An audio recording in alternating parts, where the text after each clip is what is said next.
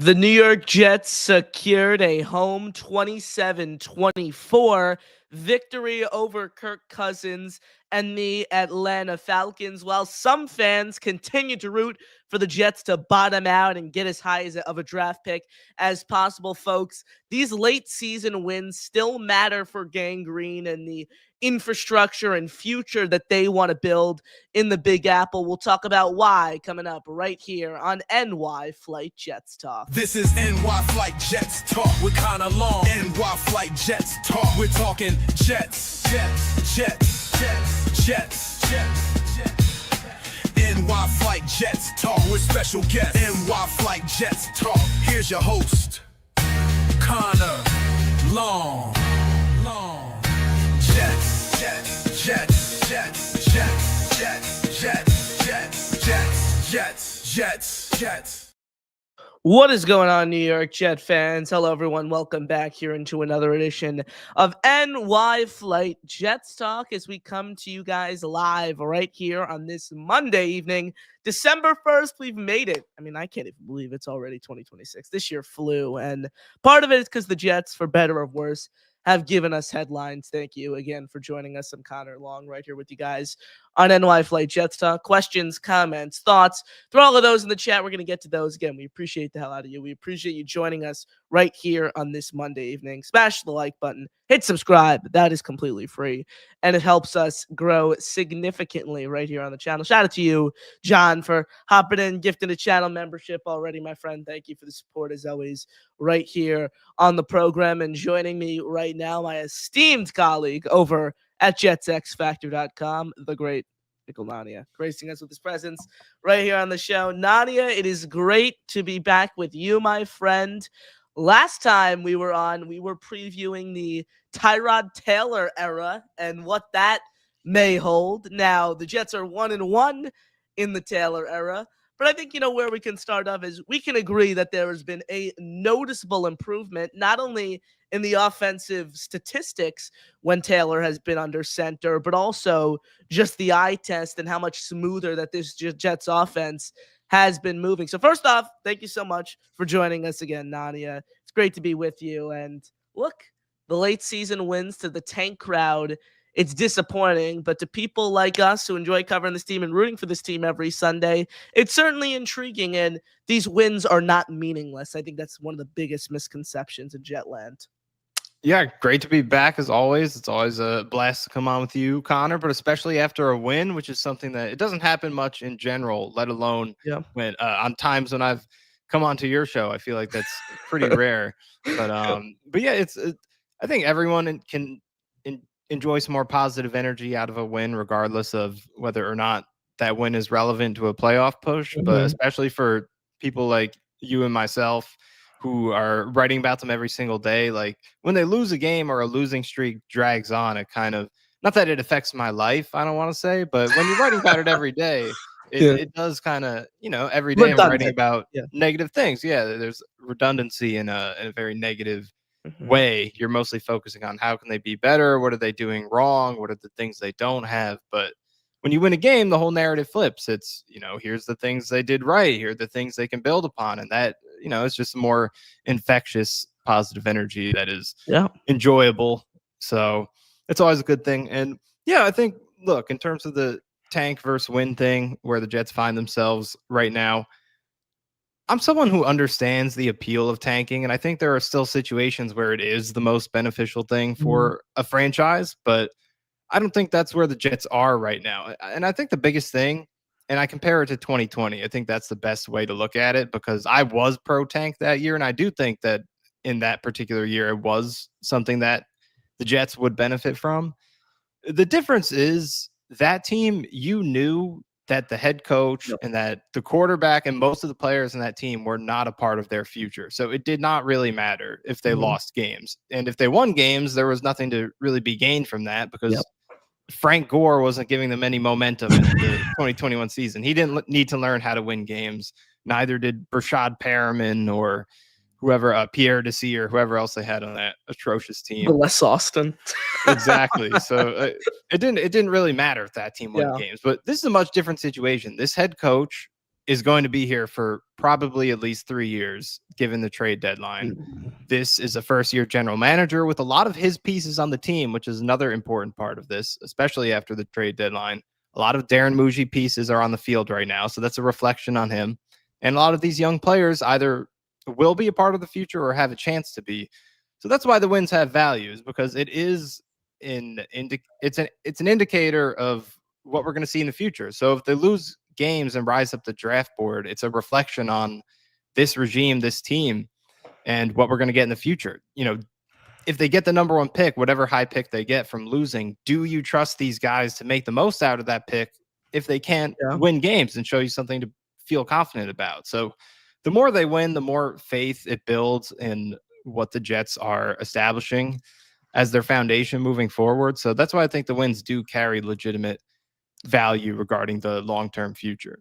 Also, for me, I entirely agree with you. And, the main point there that I want to get into, of which was you saying how you understand the appeal for tanking. And I wholeheartedly agree with that. But I think there was a stark difference in rooting for a tank starting in week 11, like some fans were this season, starting in week 12, compared to, you getting to week 17, week 18. You're kind of in that toilet bowl with 3 other very, very, very poor football teams, and you maybe want to throw those games. Sure, like I understand if you root for a loss in week 17 or week 18, and I still understand fans who, are taking the tank route already right now. And I agree, this head coach is going to be back. There are pieces on this team who will be here next season, a very significant amount, especially when you look at the rise of a player like Adonai Mitchell. You highlighted in a column earlier today, a player who is under contract for the next 2 seasons after this as well on a rookie deal. John Mechie, who had 3 very rough drops yesterday, but overall has been a net positive since he was brought in the Michael Carter II trade. He might be back on an RFA tender this offseason. Jawan Briggs, another guy. The list goes on and on. And for the young players, I'm going to pull up this tweet that I put out last night talking about how, players, the young guys in particular, like Breece Hall, like Jermaine Johnson, a lot of these guys, they need to learn how to win. This team is going into a full rebuild, and the roster, like I mentioned, is loaded with a ton of young players who, sure, they had success in college, but the NFL is an entire different animal, and these guys need to know what it feels like to win football games at the professional level. Learning how to win matters just as much as you having the number 3 overall pick, in my opinion. And, I wrote a whole article about it, Nania, but we'll get into the fact of, just because you have the number 1 overall pick, that doesn't guarantee that, okay, Fernando Mendoza comes in and he's leading you to the AFC Championship, in year 1, like Jaden Daniels did with the Washington Commanders. That's just not how it works. There's a lot more that goes into landing your guy than, okay, I have my first opportunity. We have the number 1 overall pick. We're going to take this guy. Okay, boom. He comes in, no development, no coaching whatsoever, and you're in the playoffs year 1. Also, might I add, there are going to be teams picking in front of the Jets that do not need a quarterback. The Titans, who I think are pretty much a lock to be the number 1 overall pick. I think there's a world, Nania, where they don't win another game this season. I think that's the reality in Tennessee. They're not going to take a quarterback. The Giants are going to be picking most likely in the top 3 or 4.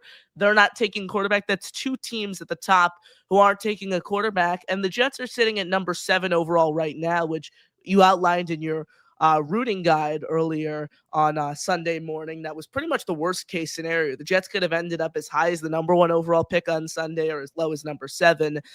They get the bad bounce there for the tank crowd. They currently sit at number 7, but with 5 games left in the season still? 5 games is a ton of time, folks.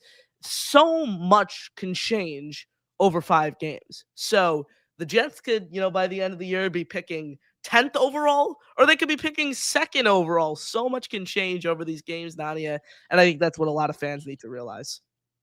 Yeah, and I think, to go back to the point we both made earlier, I think it's important to realize that we need to develop reasons to trust the people that are going to make these picks, regardless of where they land in the draft. And that's the thing about the NFL. There are so few games to where every single game is a very valuable opportunity to learn more about what every person on the field, whether it's a player, a coach, anybody. You don't get, it's not like baseball, basketball, where there's so many games, and at a certain point you understand, okay, this is who this guy is. There's not really much surprise here. We can project what they're going to be like, what their value is.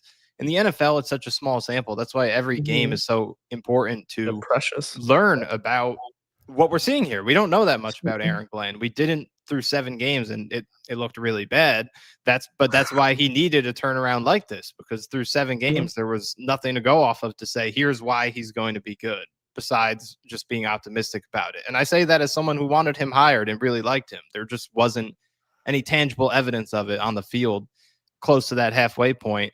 And that's why this was an important stretch that they have going, and it would be valuable if they sustain it down the stretch here, because now we're starting to see evidence week by week. Here is something you could actually point to that says Aaron Glenn could be a good head coach. He can be trusted to use the whatever pick they get, all the assets that they have to make those picks count and build something sustainable. And, when they were 0-6, 0-7, and we started drawing those comparisons to Dan Campbell, Kyle Shanahan, all these other coaches who started poorly and turned it around, we were hoping that they would do something like this, because, them going 0-17, 1-16, whatever it may be, to get the top pick of a quarterback wasn't going to have much appeal if Aaron Glenn kept coaching the way he was coaching. The team kept playing the way it was playing under him. But the fact that they've gone 3-2 in the last 5 here, and that's with those 2 losses being decently competitive games on the road as massive underdogs. They've done, not only have they done that since the 0-7 start, but that's post Quinnen and Sauce trades, with Sauce not even playing against the Bengals. That's with Garrett Wilson out for basically all of these games. So they're playing better with less talent than they did to start the season. That is a strong indicator that Glenn is starting to figure it out, that the culture is starting to take hold. And these are things that do have legitimate value moving forward. So I do get it. I think there are a lot of situations where tanking is positive, meaningless wins late in the season don't really do a lot for your future, but I don't think this is one of those instances. I think there is, each win is something that can improve their future. Yeah, and I think 2 of the biggest areas where Aaron Glenn has ultimately improved is, number 1, managing the clock. We haven't seen as, many fiascos as it pertains to clock management, and also the decisions to go for it or not on 4th down as well. Those are the 2 main areas where I've seen a lot of improvements, and it draws a lot of parallels to Dan Campbell and how he got off to such a slow start that first year in Detroit, and then came out of the bye week really, really improved each and every single week. Players wanted to play for him, and at the end of the day, fans were bought back in to Dan Campbell and were excited for what his future held entering year 2, despite finishing with, I think they went 3-13-1 that season. That was obviously the first year of a multi-year turnaround in Detroit. So I think watching Glenn improve in, areas such as game management, the clock decisions, the 4th down or kick, the 4th down or punt decisions certainly have been promising. And overall, look, there haven't been that many positives at 3-9, except the special teams unit. You've been following this now, Nania, for a few weeks in a row, talking about what it would take for the Jets to have the greatest special teams unit this season in NFL history. Now, according to the DVOA metric, as you pointed out in the tweet earlier today, the Jets are on pace to finish 3rd all time, as the record currently belongs to the 2002 Saints, who I think was Mike Westhoff. You'll know better than me here. Was Mike Westhoff? It was not Mike Westhoff. No, it was not. Mike but I pointed this out in an article last week. It actually was. It was Al Everest was their special teams coach, and there's a tree that trickles down to Aaron Glenn and Chris Banjo between 2 of his proteges. So it was interesting how they do kind of trace directly back to that team, partially through Westhoff as well, who did spend time with the Saints, where he connected with both of these guys on the Jets.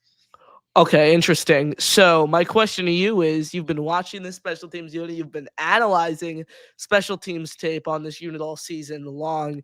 Austin McNamara, of course, has just been incredible. Aaron Glenn, we heard it from him post game yesterday. He's a weapon for this team. Having a punter who could flip the field is so important in the modern day NFL. And then having a kicker who can consistently hit from beyond 50 and pretty much be automatic. He missed that one kick from 55 yesterday in the third quarter. But other than that, he hasn't missed a kick all year, 23 of 24, second highest field goal percentage in the league, trailing only former Jet, current Carolina Panther, Eddie Pinheiro, who's been perfect on every field goal attempt this season. I'll pose the question to you. Will the Jets finish the season with the best special teams unit of all time? I'm going to say no because it's really hard, but they're going to be up there, and they are right now. But it's just what I think is really impressive is the fact that it comprises every facet of special teams. You know, you could have a great year where it's like your kicker gets hot, or you just break loose for 2 kick returns, and that could be enough to push you up some of these leaderboards and special teams metrics. But every facet, the Jets have been phenomenal this year. Kick and punt return, covering both of those. Folk has been great. McNamara, they block up the returns. You know, both returners have been great between Nwangwu, and Isaiah Williams has now elevated himself to being a really strong returner. They've been excellent, but the blocking too deserves a lot of credit. It's not like every time they make a return, it's just all them breaking every single tackle. There have been a lot of great lanes, and that is a credit to all those guys blocking on those units. So just the fact that every facet of the special teams has been pristine. You know, you go back to those 2 fumbles early in the season between Gibson and Isaiah Williams, and that's really it in terms of special teams mistakes this year. Outside of that, it's been they've won 2 of the 3 games that the Jets have. They don't win either of those games without it. And I'm sure Bengals is something I'm forgetting in there too that was essential. But yeah, they've been phenomenal, and they have a real chance to, at least based on DVOA, go down as the best special teams that we've ever seen in the NFL. Yeah, and you know, something that I find really interesting is this could directly correlate to how great of a coach maybe Chris Banjo is, because it goes beyond this. I remember when the Jets first hired Chris Banjo, you wrote an article for us about the turnaround in Denver and the role that he played in it. Yeah. Once he got to Denver as the assistant special teams coordinator. And like, I read this at first, and for full transparency, I kind of thought, you know, maybe it's a coincidence. Mike Westhoff, one of the greatest minds there.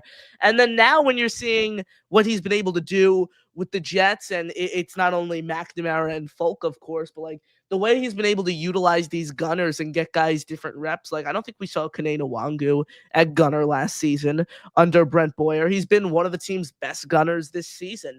So at the end of the day, look, Chris Banjo could be a really, really, really damn good mind and a really good special teams coach. And that's a testament to Aaron Glenn going out on the market, finding a guy like this, bring them in. I also think it helps. I think this is an area where it's overblown when it comes to young coaches. Chris Banjo retired from the NFL in February of 2023. He played in the NFL just 3 seasons ago. In 2022, he was in the NFL. So I think that's super, super important, having a coach who played the game recently. That's why my mock off season, my first one for us at JetX, I had the Jets firing their quarterback coach, Charles London, and the guy I had them targeting was David Blau. He's developed he's helped develop a quarterback in Jaden Daniels with Washington. All that to say that I just think having a coach who has played in the modern day NFL is a very valuable asset that I think is overlooked. I see a comment. We're going to get in the chat, so we appreciate that. Smash the like button, hit subscribe. Michael Nania, Connor Long right here with you guys on NY Flight Jets. I want to jump to this comment that we'll make our way through from Slow Runner, who says, wouldn't surprise me if Chris Banjo gets interviews as a head coach. That's a really interesting comment, right? I was thinking about this last night before I went to sleep. I was like, is it possible that Chris Banjo will get an interview for head coach? Definitely not this year. I think he has to be in the role for at least one more year. But if they are on this pace at this time next season, it's hard to believe that a team won't even entertain talking to him. The Jets interviewed Mike Loxley from Maryland, who was like who's had an absolutely crazy record, was over 30 games below 500. They interviewed him. You'd have to think a team would consider talking to what would probably be the best special teams coordinator in the league by then. Yeah, I mean, we've seen special teams coordinators get interviews. I know the Jets interviewed Darren Rizzi this year. He was the Saints special teams coordinator, I believe. So it's happened. And, John Harbaugh is a good example. Bill Belichick, although he upgraded to defense before he was up to being a head coach. So there's some precedent for it. But yeah, to go back to your point about Banjo and the way he's coached this year, I think it also reflects. It's a positive reflection on Glenn, as we look for things to be optimistic about with him. The fact that he made that hire is impressive. And also, I think Glenn deserves some credit for it as well, because we've seen a lot of special teams valuation with the way that the roster has been managed. If you think back to a lot of the roster moves they made, I'm talking like late summer, who made the 53 waiver pickups and things like that. It was special teams was critical in a lot of those choices that they made, who made the roster, who didn't. So they've really shown that valuation, and it's translated to the field. And, he would coach alongside Westhoff with the Saints. He in Detroit, the Lions had a great special teams with their coordinator, Dave Phipp, who is a protege of Al Everest, who coached that Saints special teams unit that has the record the Jets are trying to break. So there's a lineage that goes back here for this Jets team, back to the legendary 2002 Saints special teams, which is funny. I was looking at that team. They actually weren't a good team. I think they won like 6-7 games. So there's kind of I see you throwing that in there. I see you throwing that in there. No, it wasn't a slay. I just think it's interesting how sometimes like you have amazing special teams and it's like, oh, no one remember. Oh, they were 9-7. So I'll give them some credit. They didn't make the playoffs. Oh, Mike McCarthy was their offensive coordinator. I just pulled up the Pro Football Reference page, so I'm just doing what I do when I do that, which is like, oh wow, look at this, and I go down a rabbit hole. It's always so surprising. Yeah. So I like the special teams valuation from Aaron Glenn on down, and hopefully they can sustain it year to year. I don't think they'll be this good every year. That's just kind of impossible. But if it could be a positive every year, I think that's sustainable, because going back to Detroit, every year Glenn was there with the same coordinator, Dave Phipp. They were a positive every year in special teams. So you can do that. That is achievable. And if it is, then it would be big, because I do think, like, are they wasting this? Because how good would they have been? 2015 was the year where their special teams was really bad. I know you were young back then, but the Jets lost multiple close games that year where they gave up punt return touchdowns, where they had to pick up Steve Weatherford one week when he was older because their punter was injured and he had a bunch of shanks, and they lost to the Patriots in a close game. So, like, what if they had this special teams back then? Why couldn't they have had this unit when it actually would have made a difference and pushed them into a playoff spot or a division title? That's frustrating, but at the same time, it is what it is. I'll appreciate them for what they're doing, and hopefully these coaches can sustain this in the future or something remotely close to it. Well said. Billy says, I have confidence in them with every pick except the one for quarterback. We have a terrifying history of QB picks, and I completely understand this. The Jets haven't been able to land a quarterback since Joe Namath, which was well before our time, probably before our parents' time as well. That's how long ago it was. At the end of the day, I completely understand this. But, if anything gives you promise, I know it doesn't involve the quarterback position. You could make a case for how bad Glenn's evaluation has been of the quarterback position. But look at the trades that Darren Mugia has made. Look at the value he's been able to find in the trade market. Glenn is beginning to, each week, I've continued to gain more confidence in him as a coach because he's just improving. But Darren Mugia, I've never really batted an eye with him. I think the value that he's been able to get on the trade market for these guys and his overall talent evaluation, I think has been pretty solid. So that's the only thing that'll give you a little confidence. But I understand not wanting to, just put your blind faith into this regime to, all right, we're just going to land a quarterback, fully develop him with a first-time offensive coordinator, with a first-time defensive-minded head coach, and a GM who's never been in the job before. Yeah, and there really isn't anything they can do to inspire faith in it, both between the Jets' history just as a franchise, which, obviously Aaron Glenn, Darren Mugia weren't there, but we've said that time and time again for regime after regime, and it never matters. So that thing is going to persist until they buck the trend.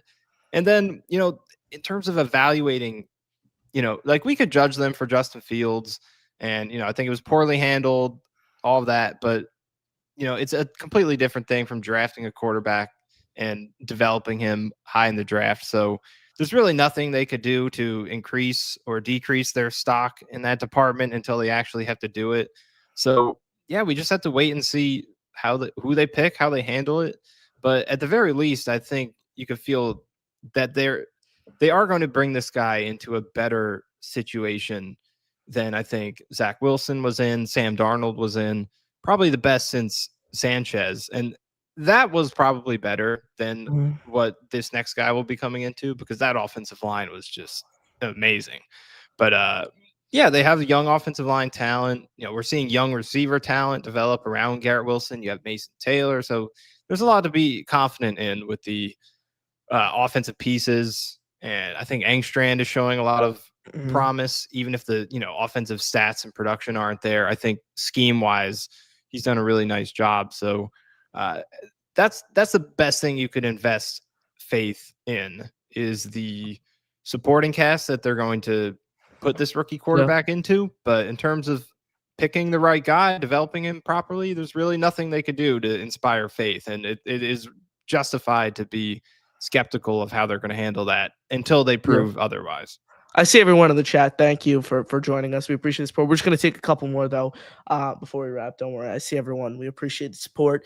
Slow Runner says, I wouldn't be surprised if the Jets sign Mariota or trade for Murray as their bridge QB while taking a top safety and or edge with their first two picks. Then says Caleb Downs at safety, Ruben Baines at defensive end would be a huge upgrade for the Jets defense. To the first comment, I do not want anything to do with Kyler Murray.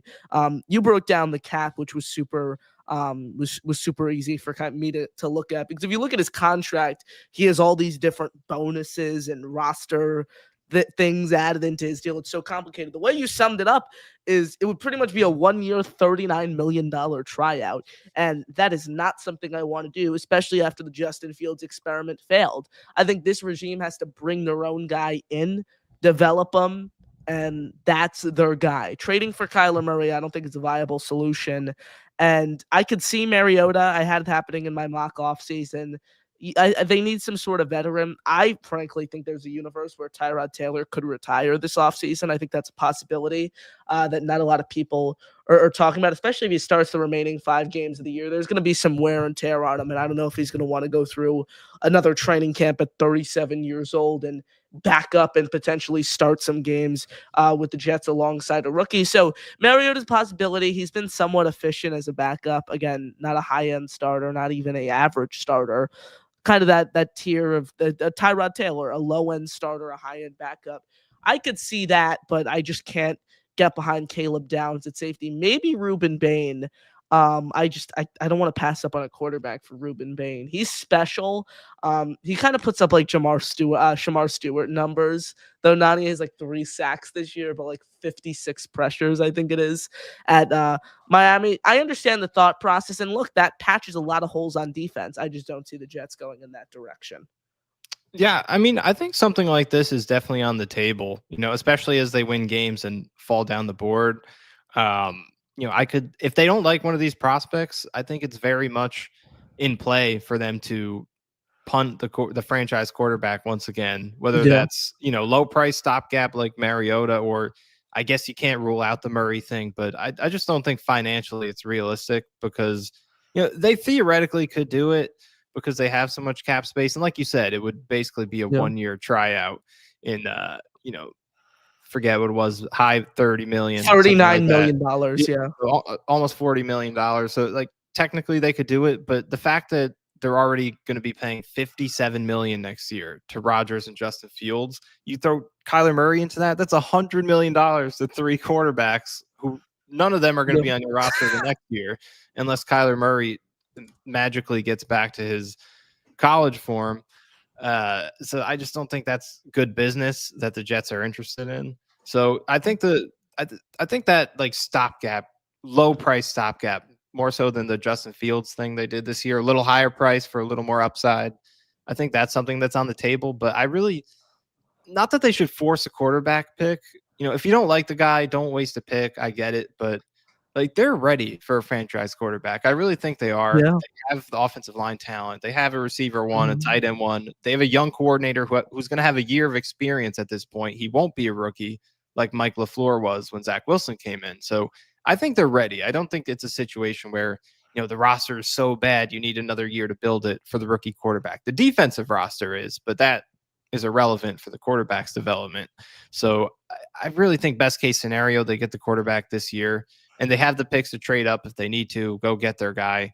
I think that timeline wise, this is the year he should be coming in. But if they just don't like him or they can't, it doesn't play out that way, I understand. But I think ideally they get one this year. Smash the like button, hit subscribe. Michael Nania, Connor Long right here with you guys in MLI Flight Jets Talk. Quick call, and then we will wrap. Let's go over to Lou B, who's been waiting. He joins us here on the show. Lou, what is going on? Do we got you? Hey, yeah, I'm here. Can you guys hear me? Loud and clear, loud and clear. Man. Okay, guys. The game was great. I mean, I was so happy that I was there. I always want to catch one, and that's why I go to all the games, because yesterday I caught one, right? I was at the right game at the right time. It was special. And at the end, that kick was really good. Let me tell you why. The rain was ice chunks at that moment.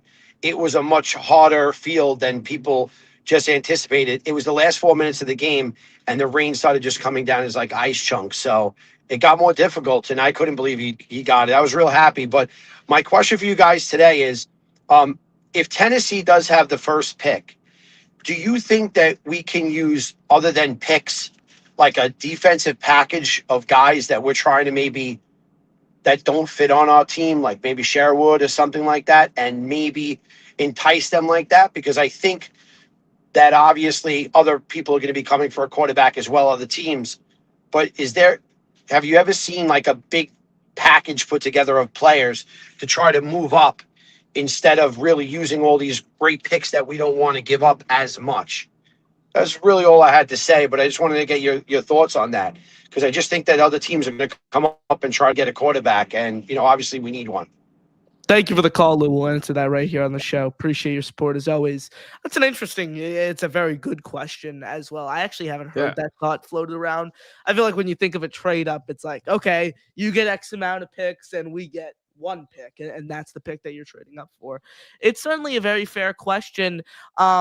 I want to hear your thoughts here. Overall, I just don't know, if Tennessee would want to take on, maybe like a bigger salary like Sherwood on the defensive side of the ball when they're not just a player away. They're not, a defensive hole away from winning even 7 games in a season. I think that's the biggest thing. It's the right idea for sure. I just view Tennessee as a team that is fully rebuilding, and they want as much draft capital to do that, unless, let's say, you put a Garrett Wilson in the trade, which is obviously not happening. But you put a star-studded player like that in the deal who could really, really boost up your rebuild. That's the only situation where I truly see it happening. Yeah, and I was just looking back at the Panthers trade up with Chicago to kind of get a reference point on this, and they came up from number 9, so a little bit lower than where the Jets are right now, a couple of spots, and that was like, as we all know, that was a massive haul for Chicago, and it seemed like it at the time. It only aged better and better as the Panthers obviously had a terrible season. The Bears got the number 1 pick out of it anyway, and then they also got DJ Moore out of that, who was a high level offensive player. So I think it's a good idea, and maybe Will McDonald is a player you can consider with some trade value in there. I think he's a guy who might not be the greatest scheme fit. Had a great game this week, by the way, which I wrote about. I have been looking for more out of him, and he delivered it this week against Jake Matthews, one of the best left tackles. He had a really good game against him. But maybe not the best scheme fit, because they like bigger DNs who could play both phases. He hasn't had the greatest year in terms of consistency. We'll see how he finishes, but that's a chip you could use for that. Maybe I don't think Jermaine Johnson. I think they like his fit. And then beyond that, there just aren't a ton of pieces left for them to trade after parting with Sauce and Q. Given the packages that they received, I think they would have been good pieces to use in that type of trade. But I think it would have to be picks. And look, they have a great surplus of them at this point with 2 first rounders coming in. Colts first rounders getting higher and higher. We'll see. You have a best of pick in 27 with the Cowboys and Packers. That has a lot of value. That's an NBA type pick. You don't really see that a lot in the NFL. But you have that advantage. So I think their picks have a lot of value. And given how strong that their offensive infrastructure is kind of shaping up to be with the roster, especially if these receivers continue playing well, I think you have that comfort to say, okay, we can part with a couple of picks to go get this guy this year instead of punting another season if you really feel that strongly about someone. So, yeah. Nania, thank you for the time as always, my friend. You got any final thoughts, football related, non-football related, before we wrap things up right here on the program? Yeah, I mean, at this point with, number one pick well out of reach, not that I was rooting for losses, but I think I was not rooting for losses, but I also wasn't necessarily going let's win every single game, being all out invested. But at this point, I think you can comfortably just win some games, have some fun, build a foundation. I'm going to the game in Jacksonville in 2 weeks. So, if the Jets can beat Miami this week, you have a 2-game winning streak, 4-2 out of the last 6 games. Got a chance to build a 3-game winning streak in Jacksonville, spoil their season. That would be a statement win. I think that would be pretty cool. So, looking forward to seeing how they could close this season out here. Hell yeah. Thank you for joining us, ladies and gentlemen. Appreciate you tuning in. He's Michael Nania, my colleague over at Jets X Factor. I'm Connor Long right here on NY Flight Jets Talk saying have a great rest of your evening, everyone. And as always, JTS, baby. Jets, Jets, Jets. Peace out, folks.